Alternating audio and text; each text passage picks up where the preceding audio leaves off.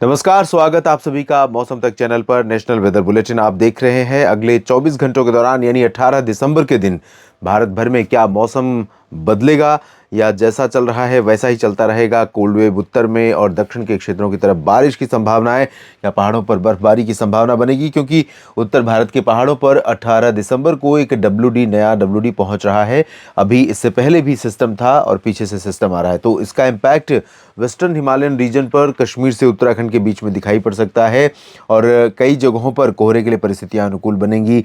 हवाएं बंगाल की खाड़ी और अरब सागर के ऊपर से मध्य, दक्षिण और उत्तर भारत के भी कई राज्यों पर पहुंच रही हैं। उत्तर की ठंडी हवाएं न आने के बावजूद देश के कई राज्यों पर लगातार शीतलहर का शिकंजा कसा हुआ है, जिसमें महाराष्ट्र, मध्य प्रदेश के रीजन शामिल हैं, राजस्थान, उत्तर प्रदेश के क्षेत्र शामिल हैं और छत्तीसगढ़ के कई जिलों में इस तरह की परिस्थितियां देखने को मिल रही हैं। पंजाब, हरियाणा, दिल्ली, चंडीगढ़, इन भागों पर तो लगातार मौसम सर्द बना हुआ है।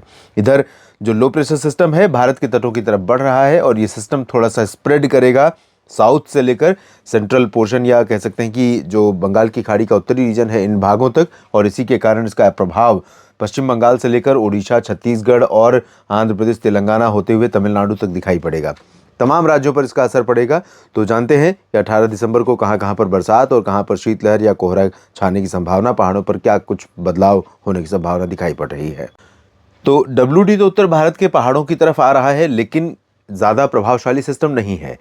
तो ज़्यादा प्रभावशाली सिस्टम नहीं रहेगा तो इससे पहाड़ों पर बर्फ गिरने की संभावनाएं बहुत कम नज़र आ रही हैं। मॉडल के अनुसार तो पूरा का पूरा जो वेस्टर्न हिमालयन रीजन है, गिलगित से लेकर लद्दाख और जम्मू कश्मीर से लेकर उत्तराखंड तक का हिस्सा पूरा क्लियर वेदर वाला रहेगा, ड्राई वेदर वाला रहेगा।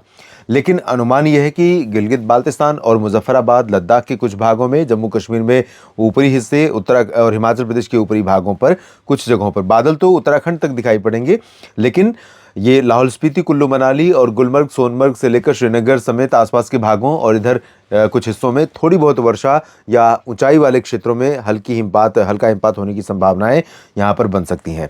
नीचे की तरफ देखें तो यहां पर पंजाब और हरियाणा, दिल्ली, राजस्थान, उत्तर प्रदेश, इन सभी रीजन में कुछ स्थानों पर हवाओं का रुख जो बदला हुआ है, इससे नमी तो बढ़ रही है और इसी वजह से कोहरा छाने की संभावना बनेगी। और इससे पहले डब्ल्यू के प्रभाव से कुछ हिस्से पंजाब के फजिल्का, तरन, अमृतसर और गुरदासपुर, होशियारपुर, पठानकोट समेत इधर ऊपर का जो रीजन है, रूपनगर, नवांशहर, शहीद भगत सिंह नगर, साहिबजादा अजीत सिंह नगर और पटियाला तक, लुधियाना में भी हो सकता है कुछ बादल दिखाई पड़े। कुछ बादल हो सकता है उत्तरी हरियाणा के ऊपर भी दिखाई पड़े, लेकिन हल्के बादल होंगे।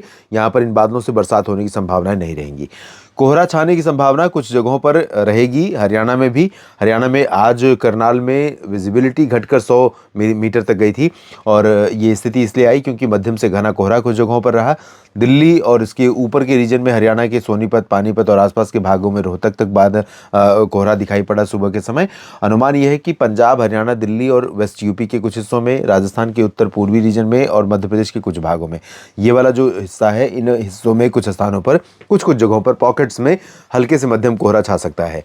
हवा पश्चिमी दिशा की नहीं रहेगी। ज्यादातर भागों पर पंजाब, राजस्थान और हरियाणा, साथ ही साथ मध्य प्रदेश, उत्तर प्रदेश, इन सभी भागों पे दक्षिण की या फिर दक्षिण पूर्व की या दक्षिण पश्चिम की हवा चल रही है। तो इस हवा में ठंडक कम है लेकिन नमी है और ठंडक पहले से ही यहाँ पर, और जो नीचे से सरफेस से हवा आ रही है थोड़ी बहुत उत्तर की तरफ से, उसके कारण टेम्परेचर मेंटेन कर रहा है जिस लेवल पर है, यानी सर्द मौसम लगातार बना हुआ है और ये स्थिति यहाँ पर बनी रहेगी। तो ऊपर से जो हवा आएगी उसके कारण नमी ऐड होगी। नमी ऐड होने के कारण, जैसा कि मैंने पहले से ही अनुमान लगाया था कि दिल्ली एनसीआर में पोल्यूशन लेवल राइज करेगा और धुंध, कोहरा, कुहासा, ऐसी स्थितियां दिन में भी और रात में भी, सुबह भी देखने को मिलेंगी। तो वो स्थितियां हो रही हैं और उसी तरह की संभावना है क्योंकि नमी ऐड हो रही है और हवा की रफ्तार कम है। दूसरी, सरफेस पर थोड़ी थोड़ी हवा उत्तर पश्चिमी दिशा की आ रही है जो कि सर्द है, सर्दी लेकर आ रही। तो टेम्परेचर डाउन है, हवा की रफ्तार कम है, आसमान साफ है। ऐसी परिस्थितियों में कोहरा, कुहासा, धुंध, इन सब की संभावनाएं यहाँ पर बनेंगी। बारिश की उम्मीद फिलहाल नहीं है, बारिश की उम्मीद पूरी नहीं हो रही है। किसान भाइयों का इंतजार लगातार बरकरार है। अगर ये डब्ल्यू तगड़ा होता तो बर्फबारी हो सकती थी, बर्फबारी के साथ मैदानी इलाकों में कहीं पर बरसात हो सकती थी, लेकिन वो इस परिस्थिति नहीं बन रही है। उत्तर प्रदेश के भागों पर भी बंगाल की खाड़ी की हवाओं के आने के कारण सुबह और रात के समय धुंध, कोहरा, कुहासा छा सकता है, लेकिन आसमान मुख्यतः साफ रहेगा। बरसात की संभावना यहाँ पर भी नहीं है। बिहार, झारखंड, पश्चिम बंगाल में भी बारिश नहीं होगी। नमी यहाँ पर भी बनी हुई है, लेकिन टेम्परेचर बहुत शार्पली ड्रॉप नहीं हो रहा है, क्योंकि पश्चिमी दिशा की हवाएं यहाँ पर कुछ ही दिन पहुंची थी और अब यहाँ पर पूर्वी दिशा की, बंगाल की खाड़ी की हवा दक्षिण पूर्वी दिशा की आ रही है, जिसके कारण यहाँ पर एटमॉस्फेयर में नमी है। तो धुंधला मौसम रहेगा, धूप बहुत चमकती हुई नहीं रहेगी, लेकिन ठीक मौसम रहेगा और सामान्य रूप से सर्दी रहेगी दिन और रात में। पूर्वोत्तर भारत में भी शुष्क मौसम की संभावनाएं दिखाई पड़ रही हैं।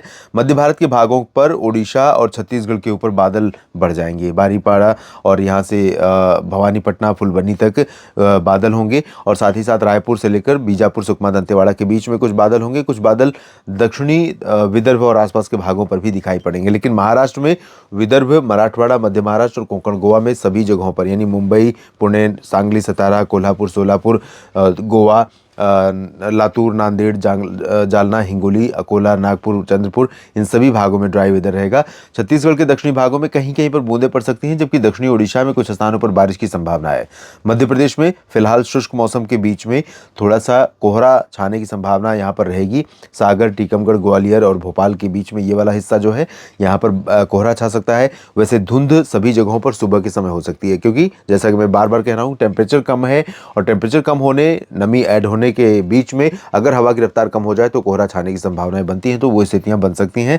पूर्वी क्षेत्रों में भी कुछ स्थानों पर हल्के से मध्यम कोहरा छाने की संभावना रहेगी और गुजरात में ड्राई और क्लियर वेदर रहेगा। कच्छ, सौराष्ट्र या पूर्वी रीजन में कहीं पर कोई मौसमी चेंज, बदलाव नहीं होगा।